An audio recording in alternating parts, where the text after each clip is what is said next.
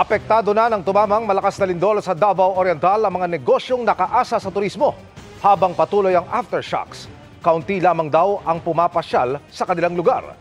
Nakatutok si Jandy Esteban ng GMA Regional TV. Kilala bilang surfing spot ang Dahican Beach sa Mati City, Davao Oriental. Dahil dinarayo, hile-hilera rin ang mga resort dito. Pero sa pagtama ng magnitude 7.4 na pagyanig noong October 10, naging matumal ang negosyo. So karon nag-adjust me, gamay ra jud ang gas. Apektado rin ang kita ng surf instructor na si Chito. Pero kahapon may turista dito, isa lang pero hindi kagaya nung ano ba. Walang pangyayari good ma'am. Walang lindol? Walang lindol ma'am. Madami yun. Sa ngayon parang wala talaga, walang income ma'am ba.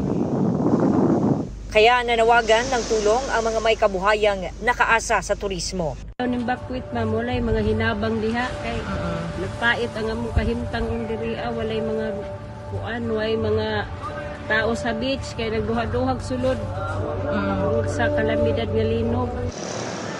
Ang hotel na ito nagtamo lang ng minor damage, pero 3 araw silang hindi nakapag-operate dahil kailangan suriin muna ang tibay ng gusali bago muling buksan. Naadyo siya'y lugi, ma'am, syempre kay among mga staff and then di man mi ka-accommodate. Nananatili pa rin ang pangamba lalo pat may mga aftershock.